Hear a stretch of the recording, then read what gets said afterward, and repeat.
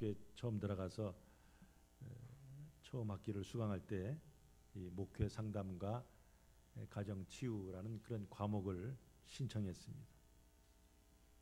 그 수업 중에 프로젝트가 하나 있는데 친가 쪽으로 3대, 외가 쪽으로 3대 족보를 만들어 오는 숙제였습니다. 보통 미국 가족들은 뭐 한 제너레이션에 한 사람이 뭐 한 두세 사람밖에 낳지 않죠. 그러니까 뭐 3대씩 해도 그냥 레터 사이즈 한 페이지에 그 족보를 다 담을 수 있었습니다. 근데 저는 친할머니가 10남매 이렇게 기르시고 또 외할머니가 8남매를 낳으시고 삼촌, 고모, 이모 또 많은 자손들을 낳다 보니까 그 양이 뭐 책으로 나올 정도였습니다.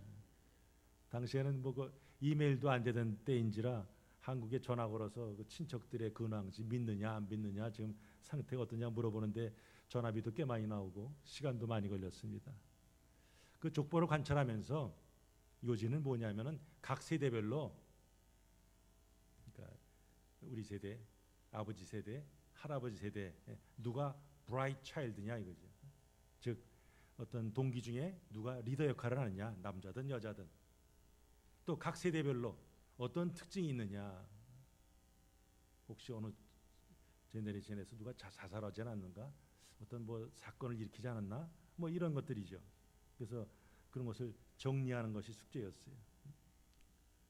그걸 하면서 제가 한번 저희 가족 가문을 한번 봤습니다.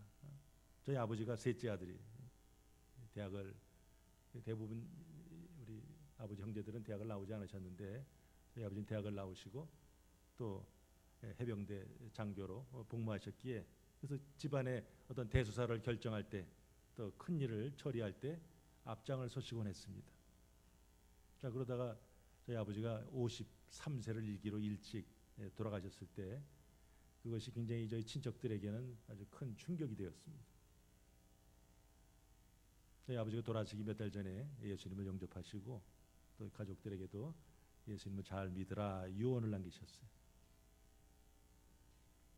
지나고 보니까 그 일을 계기로 해서 우리 친척 어른들이나 또 제 사촌들이 믿는 사람들이 굉장히 많아지게 되었습니다. 저희 어머니 칠순 때, 팔순 때 이렇게 가면서 보면 점점 그 믿는 자들이 많아집니다. 그러니까 저희 아버지가 떠나신 것은 저희 가족으로서는 굉장히 큰 아픔이요 슬픔이었지만 우리 가문으로 볼 때는 하나님께서 이 브라이트 차일드를 데려가시는 그런 충격요법을 통해서 믿음의 문이 활짝 열리게 한 것을 그 프로젝트를 준비하면서 깨닫게 되었습니다. 그래서 친척들 이렇게 모였을 때 그것을 간증하기도 했습니다. 자, 이런 족보와 관련된 스토리들을 우리가 목장에 모였을 때 한번 나눠보시면 좋겠습니다. 오늘 본문에도 보니까 족보가 나옵니다. 아담의 아들인 사실 셋의 족보죠. 그 족보에 어떤 특징이 있는지 또 그 중에서 에녹이라는 분이 있는데 그분에 대해서 좀 더 살펴보려고 합니다. 에녹이 어떻게 하나님과 동행했기에 하나님을 기쁘시게 하였는지 그렇다면 그 에녹의 삶을 우리의 삶에 어떻게 적용할 것인지 함께 나눠보고자 합니다. 자, 이 창세기 4장과 5장에 가인의 후손 그리고 셋의 후손의 이름들이 열거됩니다. 자, 가인의 후손을 통해서 죄인의 계보가 이렇게 내려갑니다. 우리 지난주에 살펴봤던 것 같이 가인의 삶은 시기와 살인, 거짓말과 책임 회피, 두려움으로 얼룩진 삶이죠. 그래서 결국 하나님의 심판을 받아서 그는 땅에서 유리하는 자, 방황하는 자가 됩니다. 자, 그런데 그들이 흩어져서 어떻게 됩니까? 가인과 그의 후손을 통해서 또 뭐 성을 이렇게 세우죠. 요즘 말로 하면 도시를 만듭니다.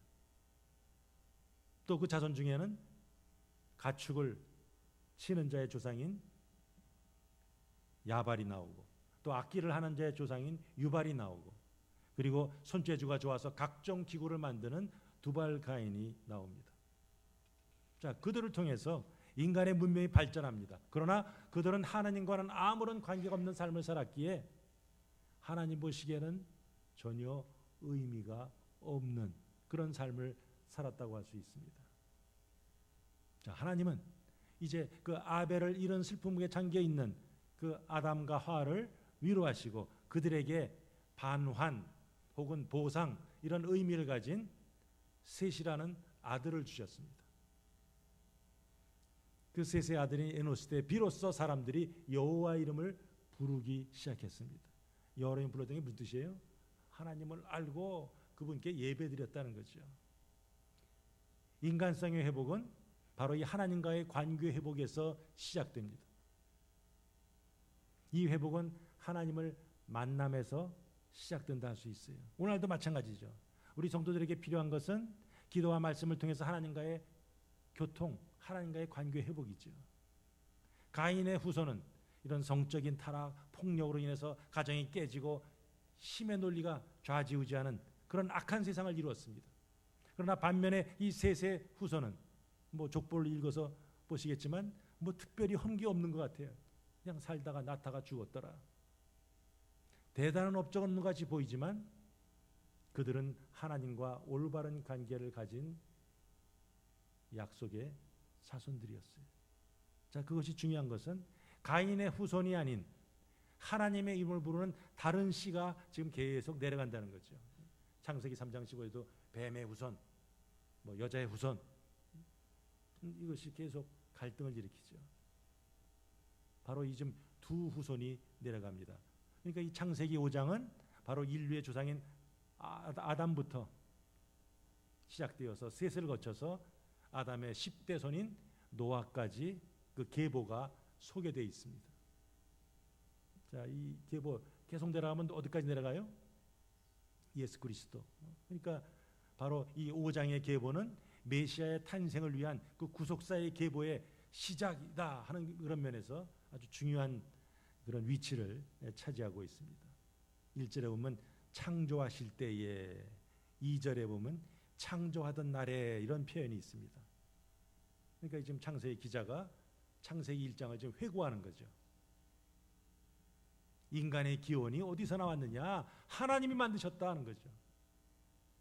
그리고 그들을 만드실 때 하나님께서 그들에게 복을 주셨음 하는 것을 다시 한번 확인하죠. 그 복의 핵심이 뭐예요? 바로 하나님의 형상을 따라 인간이 지어졌다는 사실이에요. 자, 이 말씀은 세 가지 의미가 있습니다. 첫 번째로는 인간이 창조주 하나님을 대신해서 피조물을 보호하고 다스릴 권한이 주어졌다는 거예요. 하나님께서 아담에게 생육하고 번성하고 땅을 정복하라 하는 명령을 주셨습니다.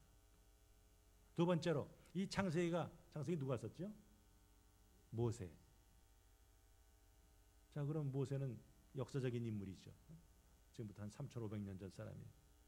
그러면 그 창세기가 쓰여질 당시에는 하나님 같다. 누구한테 해당되는 말이에요? 왕에게 해당되는 말이죠. 왕에게만 아무개 신 같은 애 이런 말을 할 수 있었어요. 근데 창세기는 아니다 하는 거죠. 인류의 조상인 아담이 하나님을 닮았다 선언하면서 그의 후손들이 모두 다 하나님의 형상을 가진 자라, 모든 인간은 똑같이 존귀한 자라 하는 것을 선포하고 있습니다. 세 번째로는 하나님의 형상대로 지어진 인간이니까 당연히 그분 하나님과 올바른 관계를 가져야지 하는 것을 강조합니다. 자, 이 셋의 족보는 하나님의 형상을 담도록 지음받은 그 아담부터 시작합니다. 그러니까 바로 정통성이죠. 그냥 오다 가다 어쩌다 생긴 사람이 아니라 하나님 형상을 받은 아담, 그 다음에 셋 하면서 이 족보가 내려갑니다. 자, 누가복음은 족보가 어떻게 누구부터 시작되죠? 예수님부터 시작해서 거꾸로 올라가죠. 어디까지요? 아담, 그 다음에 하나님까지 나옵니다. 그러니까 이 창세기 5장에 기록된 이 셋의 족보는 그 순서를 누가복음과 이렇게 바꿔놓은 거죠. 하나님께서 자신의 형상을 따라 인간을 창조하셨듯이 또한 오늘 본문에 보니까 사람도 자기의 형상을 따라 자식을 낳았어요. 그래서 하나님의 형상을 닮은 그 아담이 그 낳은 아들이 누구 닮았다 그래요? 아담의 형상을 닮았다. 그러니까 근본 뿌리는 하나님이지만 그러나 아담을 닮았다니까 아담이 죄를 졌잖아요. 그러니까 죄의 영향력이 지금 그대로 지금 흘러내려간다는 것을 의미하죠. 좀 전에 말씀드린 같이 이 셋의 후손들은 아담의 후손들처럼 뭐 거창한 일을 했다, 업적이 있었다, 무슨 어떤 세속적인 발전을 위해서 공헌을 했다, 문명의 진보를 이뤘다 이런 말은 전혀 없습니다. 그죠? 누가 언제 자녀를 낳았고 그 자녀를 낳은 후에 몇 년을 더 지냈고 그 다음에 또 그러다가 자녀를 낳았고 그리고 몇 세를 살다가 죽었더라 이렇게 나옵니다. 자, 끝에가 어떻게 끝나요? 죽었더라. 이미 하나님께서 아담에게 내가 선악과를 먹는 날에는 반드시 죽으리라 했어요. 그 말씀이 그대로 임하는 거죠. 그래서 이 땅에 생명을 갖고 난 모든 사람들은 결국 다 죽는다 하는 거예요. 그래서 사도 바울은 로마서 5장에서 모든 인류에게 이 죽임이 임했는데 누가 가져왔느냐? 바로 첫 번째 인간인 아담의 범죄라. 아담이 그가 가져왔다. 그런데 아담과 같은 죄를 짓지 아니한 자들에게도 이 사망이 똑같이 임해서 왕노릇했다 한 거죠. 로마서 5장 12절 보면 그러므로 한 사람으로 말미암아 죄가 세상에 들어오고 죄로 말미암아 사망이 들어왔나니 이와 같이 모든 사람이 죄를 지었으므로 사망이 모든 사람에게 이르렀느니라 말씀하십니다. 아담 한 사람의 죄로 모든 사람이 죄를 지은 결과가 되었어요. 그리고 아담 이후로 그 죄가 아주 급속도로 온 세상에 퍼져갔습니다. 자, 지금 4장에는 가인의 계보가 나오고 5장에는 셋의 계보가 나옵니다. 근데 그 계보 사이에 차이가 있어요. 특별히 그 셋의 이 계보를 보면 지내며 자녀를 낳았다. 가인의 계보에서는 그런 말 없어요. 그러니까 하나님의 택하신 자들이 하나님께서 그 사람을 지실 때 하신 명령이 있어요. 너희들은 생육하고 번성하고 땅에 충만하라. 그 말씀이 하나님을 예배하는 자, 하나님과 올바른 관계 가진 자들에게는 그 복이 임하는 것을 볼 수 있어요. 그러니까 이 세상은 여전히 타락한 세상이에요. 타락한 세상 속에서도 하나님의 은혜를 체험하는 자들, 그 하나님의 그 복의 줄기가 지금 내려가고 있다는 거예요. 자, 지금 읽은 우리 좀 아담과 셋을 봤는데 그 이후에 뭐 9절부터 쭉 또 여러 사람들이 이미 나오죠. 자, 그분들 평균 나이가 몇 살쯤 돼요? 다 900세 넘죠. 굉장히 오래 살았어요. 거의 1000년 가까이 살았습니다. 그러나 가인의 그 자손들은 그렇게 오래 살았다는 그런 말이 전혀 나오지 않습니다. 그러니까 긴 수명은 한마디로 뭐예요? 하나님의 은총을 받았다는 거죠. 신명기 5장 33절 보면 너희 하나님 여호와께서 너희에게 명령하신 모든 도를 행하라. 그리하면 너희가 살 것이요 복이 너희에게 있을 것이며 너희가 차지한 땅에서 너희의 날이 길리라 그랬어요. 자, 이렇게 1000년까지 살았는데 무슨 사건으로 인해서 갑자기 줄어들죠? 노아의 홍수. 인간의 수명이 급격하게 120세 이렇게 줄죠.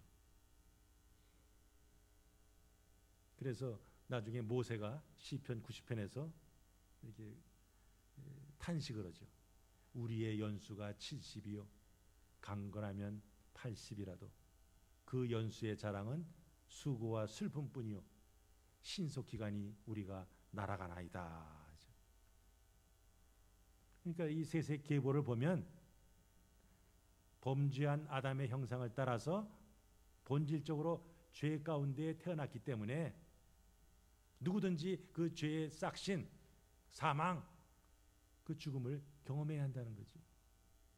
자, 그런데 이것을 바꿔놓으신 분이 있어요. 누구십니까? 예수님이시죠. 예수 그리스도를 우리가 믿음으로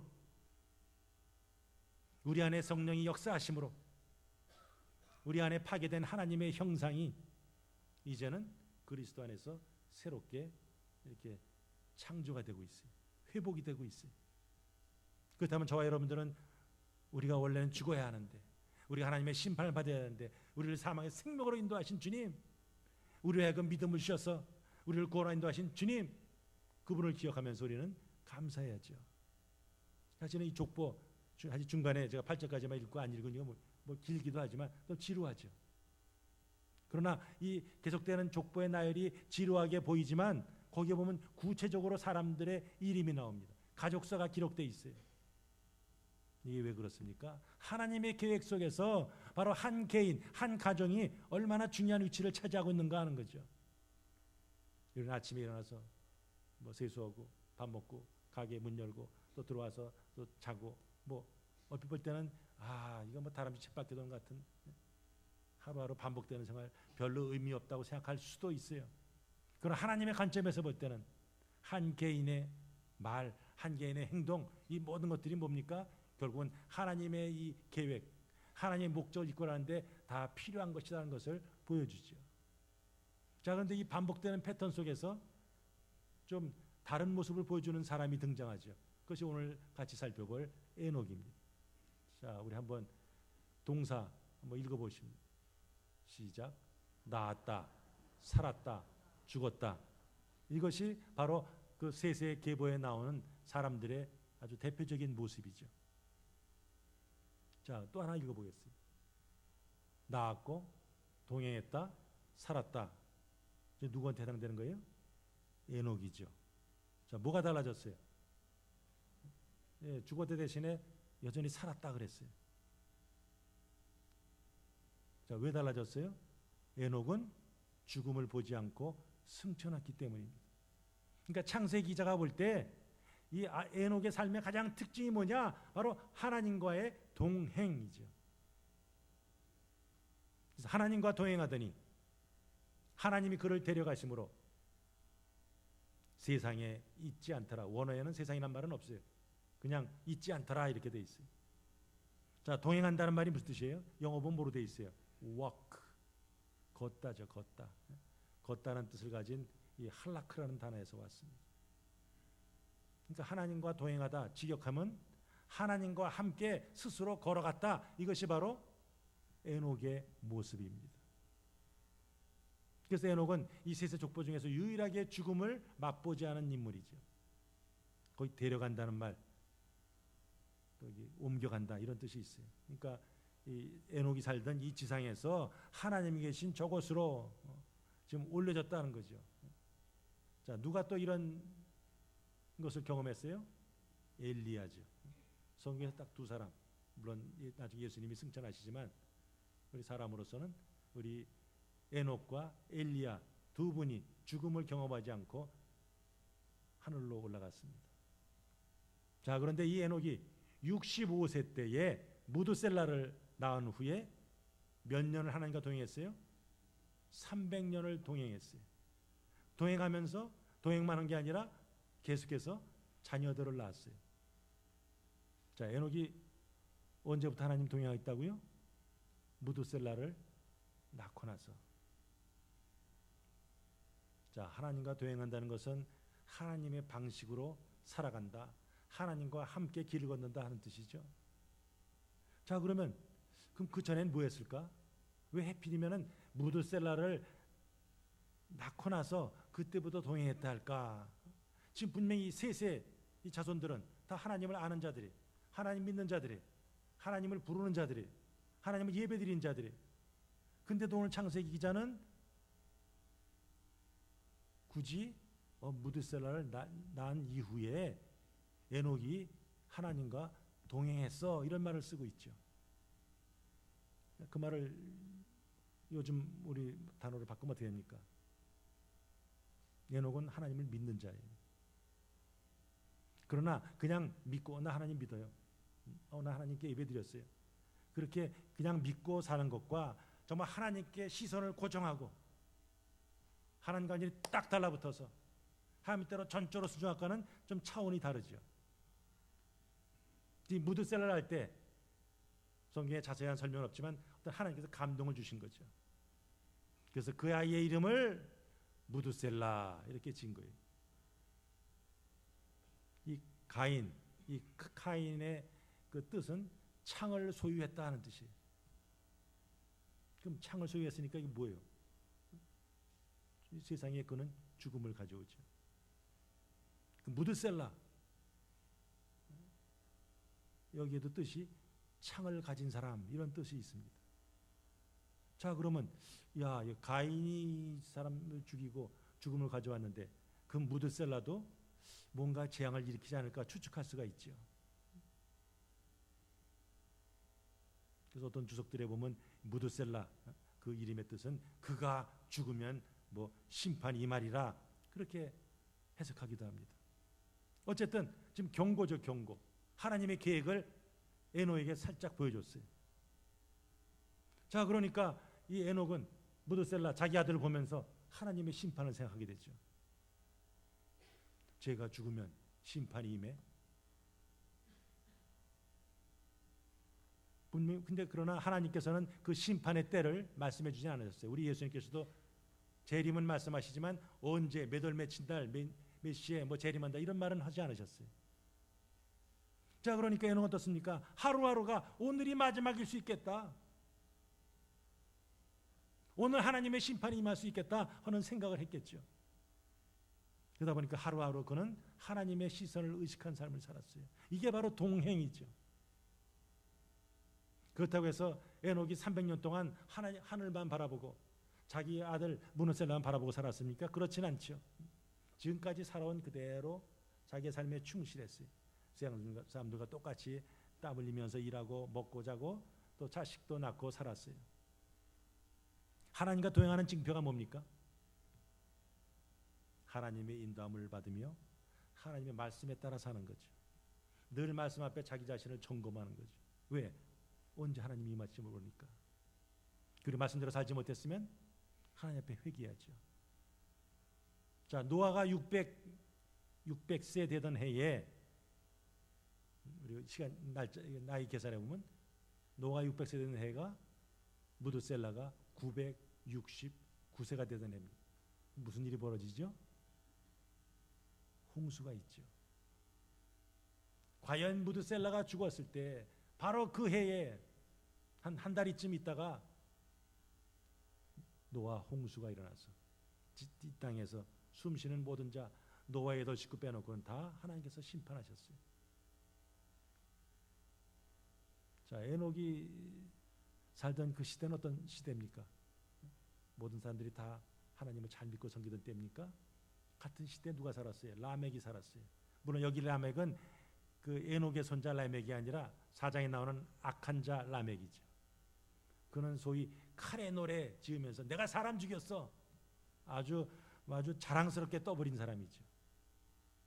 그 후손들 하나같이 악한 자들이, 하나님을 무시한 자들이, 그런 악한 자들이 사는 세대 속에서 에녹은 평범한 삶을 통해서 하나님과 동행하면서 하나님을 기쁘시게 하는 삶을 살았습니다. 우리 창세기에서는 에녹이 뭐 했을까 자세히 나오지 않죠. 우리 유다서 한번 읽어보시겠습니다. 유다서는 우리 계시록 바로 앞에 있는 책인데 많이 읽지 않은 부분이죠. 같이 한번 읽어보시겠어요. 시작. 아담의 7대손 에녹이 이 사람들에 대하여도 예언하여 이르되 보라, 주께서 그 수만의 거룩한 자와 함께 임하셨나니 이는 뭇사람을 심판하사 모든 경건하지 않은 자가 경건하지 않게 행한 모든 경건하지 않은 일과 또 경건하지 않은 죄인들이 주를 거슬러 한 모든 완악한 말로 말미암아 그들을 정죄하려 하심이라 하였느니라.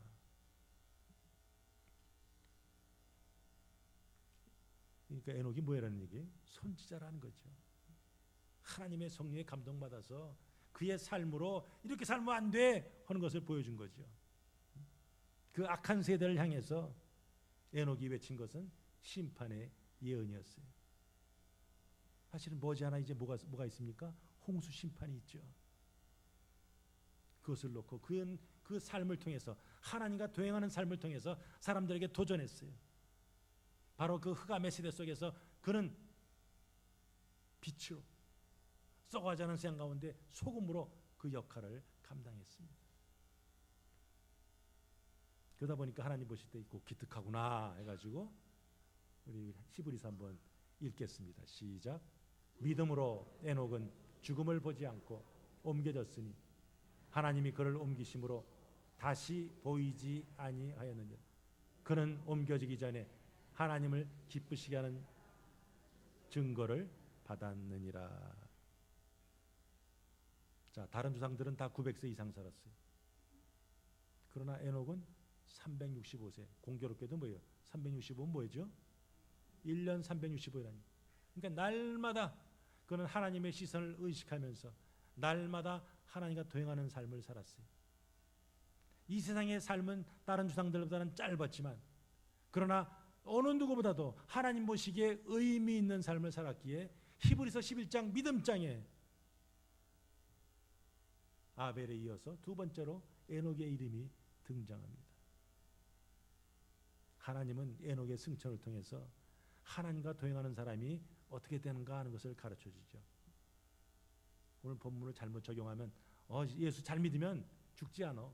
죽지 않고 승천해. 그 바른 적용입니까? 실제로 승천한 사람은 에녹하고 엘리야 두 사람밖에 없잖아요. 그 무슨 뜻이에요? 하나님이 에녹을 데려가셨듯이 하나님을 사랑하고 경외하는 사람은 하나님께서 그를 지키시고 책임지시고 그를 통해서 영광 받으신다는 거죠. 에녹은 악한 시대에서 하나님의 구원을 받은 백성의 예표라 할 수 있습니다. 그렇다면 저와 여러분들도 지금 에녹과 에녹 때와 다를 바 없는 그런 악한 세대를 살고 있습니다. 그러나 이런 세대 속에서도 에녹처럼 의인의 심령을 가지고 하나님의 시선을 의식하면서 이 종말을 의식하면서 주님과 동행하는 삶을 살 때 하나님께서 여전히 우리를 통해서 역사하시고 우리의 삶은 주님 보시기에 그 의미 있구나 하는 그런 인정을 받게 되는 거죠. 에녹은 살아있을 때 하나님을 기쁘시게 함으로 그는 하나님의 특별한 은혜를 받았습니다. 하나님을 기쁘시게 하는 그런 마음의 상태, 그게 바로 믿음이죠. 근데 그 믿음을 표현하는 것, 믿음을 보여주는 것, 그게 바로 뭐예요? 그게 바로 하나님을 기쁘시게 하는 삶이죠. 그래서 히브리서 기자는 에녹의 그 믿음을 소개하고 있어요. 에녹이 도대체 어떻게 살았나? 우리 같이 한번 히브리서 11장 6절 시작. 믿음이 없이는 하나님을 기쁘시게 하지 못하나니 하나님께 나가는 자는 반드시 그가 계신 것과 또한 그가 자기를 찬 자들에게 상 주신 이임을 믿어야 할지니라. 두 가지죠. 에녹의 믿음의 특징이 뭐냐? 첫 번째는 하나님의 계심을 믿는 믿음, 즉 하나님의 실존이죠. 그분은 계신다. 당연히 그게 믿음의 시작이죠. 계시지 않는 분한테 나 그분 믿어, 나 그분 뜻대로 할 거야, 이게 있을 수가 없잖아요. 하나님의 그 실존을 믿는 것, 이것이 모든 믿음의 시작이요 근본이죠. 모세에게 하나님께서 자기를 어떻게 소개하셨어요? 나는 스스로 있는 자니라 그랬어요. 하나님이 스스로 계신 자인 것을 알고 그분과 합당한, 그분과 올바른 관계를 가져야죠. 이것이 바로 하나님에 대한 믿음의 모습이에요. 이스라엘 남자들이 아침에 딱 일어나자마자 암송하는 구절이 쉐마, 신명기 6장 4절 5절이죠. 거기 보면 이스라엘아 들으라, 우리 하나님 여호와는 오직 유일한 하나님이시니 너희는 마음을 다하고 뜻을 다하고 힘을 다하여 내 하나님 여호와를 사랑하라 했어요. 유일하신 하나님을 딱 붙드는, 이게 바로 믿음이라 하는 거죠. 아브라함의 하나님, 이삭의 하나님, 야곱의 하나님이 오늘도 살아계셔서 우리에게 동일한 복을 주신다는 그런 믿음이 있을 때 우리는 어떤 편과 처지 속에서도 흔들리지 않고 담대할 수 있고 하나님을 기뻐하시는 그런 삶을 살 수 있습니다. 두 번째로 에녹이 가진 믿음의 특징은 뭡니까? 시작. 자기를 찾는 자들에게 상 주심을 믿는 믿음. 하나님은 천지를 창조했어요. 그러나 이제는 노인이 되셔서 야 이젠 피곤하다, 이젠 니들끼리 알아서 놀아라, 이런 분이 아니다 하는 거죠. 하나님은 천지를 창조하신 이후로 여전히 인간에 대해서 지대한 관심을 가지시고 그 살아가는 자들을 인도하시고 그들을 통해 역사하시죠. 우리를 얼마나 사랑하시는지 사랑하는 아들까지 보내셨어요. 목숨 바쳐 우리를 사랑하신 분이 바로 하나님 아버지시죠. 예수님 뭐 하십니까? 지금도 하나님 보좌 우편에서 우리를 위해서 중보하신다 그랬어요. 우리가 장착할 곳, 그곳에 지금 처소를 지금 주님께서 예배하고 계십니다. 성령께서 말할 수 없는 탄식으로 우리를 위해서 기도하십니다. 우리 안에 내주하시면서 우리의 발걸음을 인도하십니다. 삼위일체 하나님께서 연합하시면서 지금도 우리를 위해서 열심히 일하고 계세요. 그렇다면 그분을 인정하면서 그분을 믿고 가까이 나가는 자들에게 하나님께서는 그 기특하다해서 최상의 것을 선물로 주십니다. 자, 어떤 약속이 주어졌는지 우리 사무엘상 한번 같이 한번 읽겠어요. 시작. 없나요? 네, 난 있는 줄 알았어요. 네. 자, 나를 존중히 여기는 자는 내가 존중히 여기고 나를 멸시하는 자는 내가 경멸하리라. 좀 하나님을 하나님으로 알고 그분을 리스펙트하면서 자꾸 가까이 나와서 예배드리고 그분 앞에 기도하고 하는 자들을 하나님께서는 존중히 여긴다 그랬어요. 비슷한 구절이 잠언 8장 17절에 나옵니다. 나를 사랑하는 자들이 나의 사랑을 입으며 나를 간절히 찾는 자가 나를 만날 것이니라 그랬어요. 바로 에녹이 그런 사람이었어요. 에녹은 하나님이 계심을 분명히 믿었고 그리고 그분을 열심히 섬길 때 하나님이 주시는 그 상급을 바라봤어요. 자, 이게 오늘의 본문의 스토리죠. 그렇다면 저 여러분들 예수 그리스도를 믿는지라 우리는 그분과 동행해야 되는 동행자입니다. 우리는 이 시대의 에녹들입니다. 그럼 에녹들의 삶을 살기 위해서는 어떻게 살아야 되겠습니까? 에녹은 그의 믿음을 삶으로 표현했어요. 그래서 그가 가진 믿음을 증거했습니다. 그렇다면 우리도 에녹처럼 동행하는 삶을 살아야죠. 첫 번째로 시작. 하나님과 동행해야 합니다. 우리 소요리 문답 그 1번 첫 번째 퀘스천이 있어요. 인생의 제일 되는 목적이 뭐냐? 하나님을 영원하게 하는 것과 영원토록 그를 즐거워하는 것이라 정의합니다. 자, 영원토록 그를 즐거워한다는 게 무슨 뜻이에요? 하나님만을 우리의 최고의 기쁨으로 여기고 그분을 우리의 삶의 목적으로 그리고 그분을 기쁘시기 위해서 힘쓰고 애쓰는 것이 우리의 삶의 최고 가치로 여기는 거, 그게 바로 하나님을 영원토록 즐거워하는 삶이죠. 그 임마누엘 하나님과 동행할 때 그 삶이 복되고 그 삶을 주님께서 기억하십니다. 그 대표적인 인물 중에 한 분이 바로 요셉이죠. 우리 잘 아시는 요셉, 형들의 시기에 의해서 애굽의 종으로 팔려가다가 거기서 보디발의 집에 이제 머물죠. 자, 그때 모습입니다. 자, 시작. 여호와께서 요셉과 함께 하심으로 그가 형통한 자가 되어 그 주인 애굽 사람의 집에 있으니 그 주인이 여호와께서 그와 함께 하심을 보며 또 여호와께서 그의 범사에 형통케 하심을 보았더라. 자, 요셉의 모습, 거기 반복되는 단어가 한 표현이 있죠. 그거 어떻다고요? 형통하다 그랬어요. 우리는 형통하면 어떻게 생각해요? 모든 일이 뭐 그냥 계획대로 싹싹 잘 되고 잘 풀릴 때 형통하다 그러죠. 그러나 요셉이 지금 어디 있어요? 이게 노예로 팔려와가지고 좀 저 애굽 사람 보디발의 집에 있습니다. 그리고 또 이 사건 후에 또 어디로 가요? 감옥으로 갑니다. 그런데 성경은 요셉이 형통한 자야 이렇게 얘기합니다. 자, 그러면 성경에서 말하는 형통은 우리가 얼핏 생각하는 형통과는 다른 것을 볼 수 있죠. 초막이나 궁궐이나 내 주 예수 계신 곳이 그게 바로 천국이죠. 바로 어느 곳에 있든지 어느 상황에 있든지 주님 계신 곳이 바로 형통한 것이에요. 그러나 인간적인 조건이 아무리 좋아도 거기 주님이 계시지 않다면 그거는 지옥이죠. 요셉이 자기 입으로 나 하나님 믿습니다 뭐 선전하지 않았어요. 그러나 요셉이 행하는 모든 일을 주인이 관찰했어요. 관찰했는데 야, 저 친구 지혜롭네. 일 너무 잘 처리하는데 저 친구 뒤에 누가 있나 보니까 그가 평소에 하나님과 이 교제하는 것을 봤어요. 그러니까 그 보디발이 볼 때, 야, 저 요셉은 하나님이 함께 하시는구나 하는 것을 요셉의 말이 아니라 요셉의 삶으로 깨닫게 되죠. 또 하나님과 동행한 또 다른 분 중에 한 분이 다윗이죠. 같이 한번 읽겠습니다. 시작. 만군의 하나님 여호와께서 함께 계시니 다윗이 점점 강성하여 가니라. 8번째 아들, 아버지도 별로 인정하지 않는 아들, 그냥 형들 도시락 이렇게 주러 갔다가 사울에게 이렇게 이제 발탁이 되죠. 그런 좀 인간적으로 볼 때는 별 볼 일 없는 그런 다윗인데 하나님께서 중심을 보시고 그와 함께 하시니까 그가 사울의 뒤를 이어서 이스라엘의 왕이 되고, 싸우는 곳마다 뭐예요? 하나님이 함께 하시니까 연전연승 항상 이기더라. 그가 점점 강성해지더라. 우리 성경은 적고 있습니다.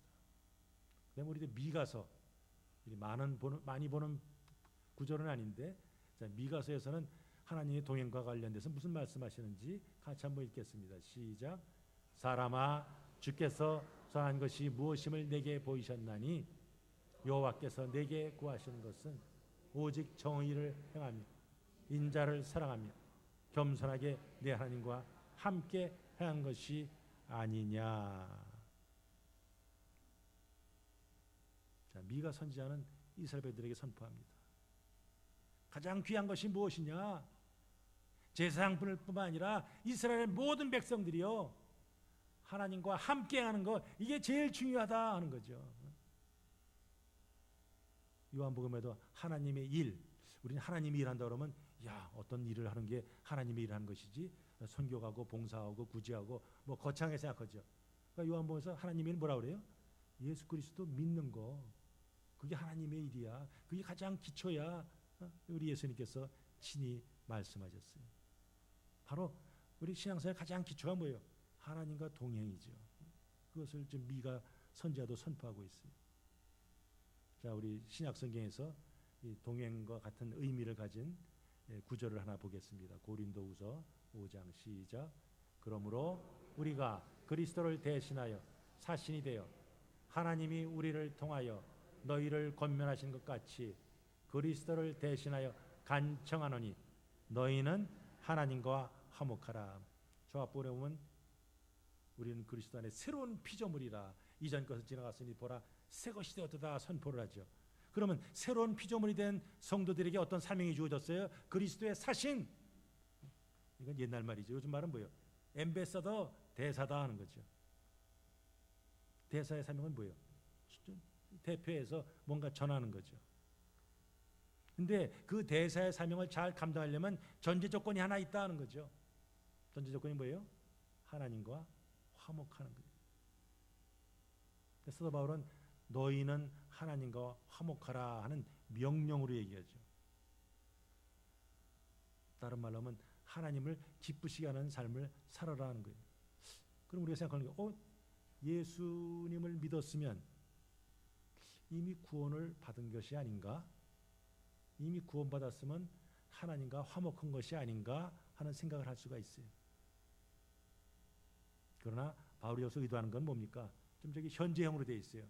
현재 명령은 뭐예요? 계속해서 이거죠. 하나님과 계속해서 화목하라. 그러려면 어떻게 돼요? 매일 하나님과 교통하라.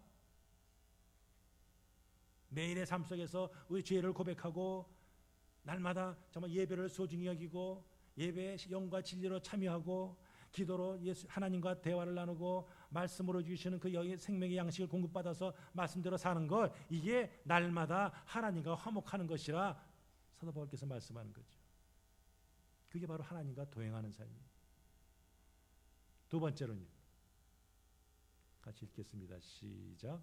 성도들과 동행해야 됩니다. 얼마 전에 올림픽 경기 있었죠. 평창 올림픽. 거기 보면 한 종목에 그 금메달 몇 개예요? 한 개죠. 수많은 사람들이 참석하죠. 거기까지 오기 위해서는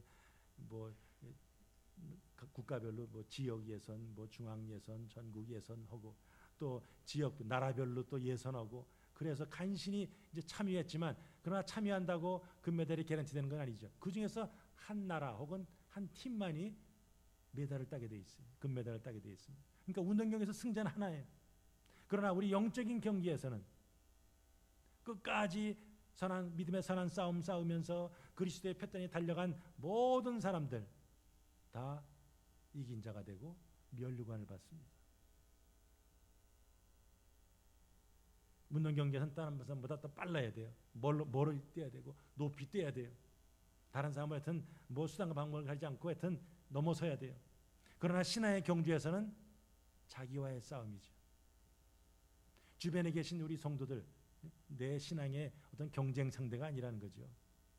오히려 서로 돕는 형제요 자매입니다. 서로 위로하고 서로 격려하고 함께 달려가는 신앙의 동지, 그것이 바로 교우들이죠.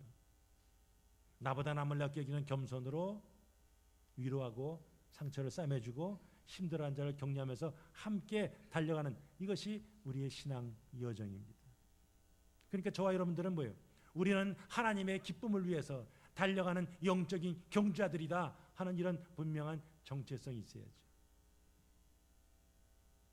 자, 우리 신앙 공동체 여기에도 뭐 어떻습니까? 믿음의 분량이 다 다르죠. 이제 막 믿기 시작한 분도 있고 믿은 지 뭐 30년, 50년 평생을 믿는 분도 있습니다. 신실한 분도 있고 여전히 세상을 따라 쫓아가는 분들도 있습니다. 그러나 본질적으로 교회는 뭐예요? 영적으로 연약한 자들을 강한 자들이 섬겨야죠. 돌봐야죠. 그런 하나님의 나라를 본질을 회복할 때 그 공동체는, 그 교회는 하나님이 기뻐하심으로 회복의 역사, 치유의 역사, 부흥의 역사가 나타나게 돼 있어요. 마지막으로 세 번째, 시작. 세상과 동행해야 합니다. 우리 여기서 78번을 타고 동쪽으로 에스콘주정으로 쭉 가다 보면 트윈옥스가 나옵니다. 오른쪽에는 그 카스테이 산마르코스 그 대학이 있죠. 왼쪽에 저 멀리 보면 거기 언덕이 있어요. 언덕 위에 뭐가 많이 보여요? 집들이 많이 보이죠. 앞에만 보고 운전하시느라 그런 거 잘 못 보셨어요? 지금 오늘 한번 같이다가 보세요. 거기 집들이 언덕 위에 얼마나 많은지. 그 집들이 잘 보이는 이유가 뭐예요? 언덕 위에 있기 때문이죠. 우리 예수님께서 산상수훈에서 하신 말씀이 있어요. 유명한 구절이니까 한번 읽어보겠습니다. 시작. 너희는 세상의 빛이라. 산 위에 있는 동네가 숨겨지지 못할 것이요 사람이 등불을 켜서 말 아래에 두지 아니하고 등경 위에 두나니 이러므로 집안 모든 사람에게 비치느니라.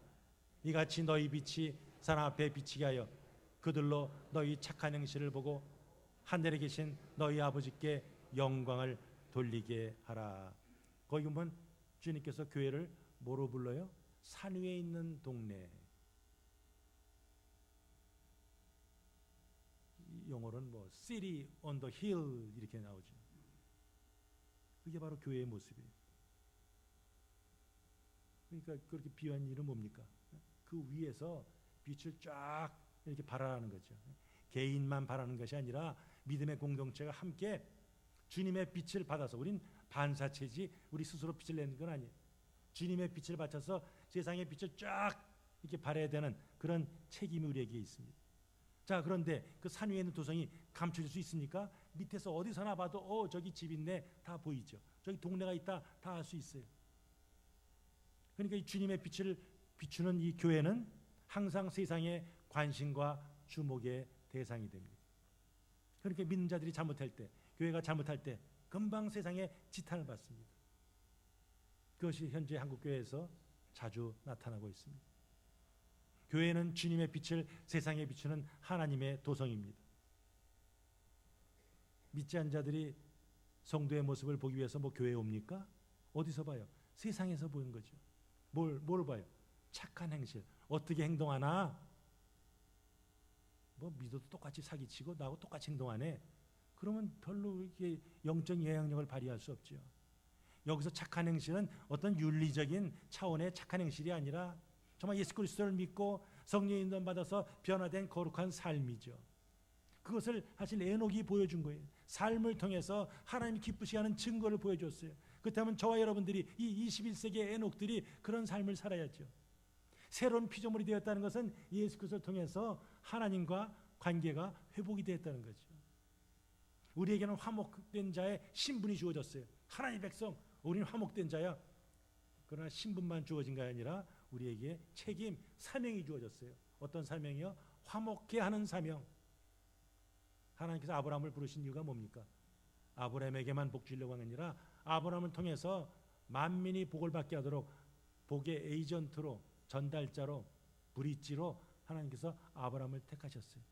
마찬가지 저 사람들이 하나님과 화목하게 됐네, 이제 믿었네, 끝. 그것이 아니라 또 우리가 세상을 나가면서 다른 사람을 주님께로 연결시키는 이 역할을 감당해야죠. 그러려면 전제 조건이 뭐예요? 먼저 우리 자신이 하나님과 올바른 관계를 가져야 되고, 우리가 중매자로서 이웃을 하나님께로 인도해야죠. 우리의 부모, 우리의 자식, 우리의 이웃, 만나는 사람들에게 주님의 사랑을 전해야죠. 이제 말씀을 마칩니다. 우리 모두는 21세기의 에녹들입니다. 우리는 21세기의 요셉입니다. 우리는 21세기의 다윗입니다. 자, 이들의 공통점이 뭐라고요? 하나님과 동행했습니다. 믿음으로 주님 붙들었을 뿐만 아니라 날마다 그들의 삶을 통해서 하나님을 기쁘시게 했어요. 이 자리에서 우리 모든 성도들이 바로 이 사명을 감당하기 위해서 함께 격려하면서 함께 세상을 향해서 달려나가면서 우리 이 주님의 사랑을 전해야 합니다. 이 자리에서 우리 모든 분들이 바로 그런 사명을 감당하는 그런 주역들이 되셔야죠. 그런 주역들이 열심히 일할 때 그 교회가 든든히 섭니다. 그런 분들이 많아질 때 발로 많은 교회가 건강한 교회가 되고 산 위에 있는 아름다운 도성으로 바뀌고 하나님 나라를 확장하는 데 하나님께서 기뻐 사용하십니다. 그럴 때 사랑의 그 믿음의 역사와 사랑의 수고와 소망의 인내를 가지고 풍성한 사회 열매를 거지면서 참 마게도니 지방에 믿음의 소문을 퍼졌던 그런 데살로니가 그 교회의 모습을 또 우리 교회에서도 재현될 것을 분명히 믿습니다. 이 귀한 사역에 동참하시는 성도들이 다 되시기를 주님의 이름으로 축복합니다. 아멘.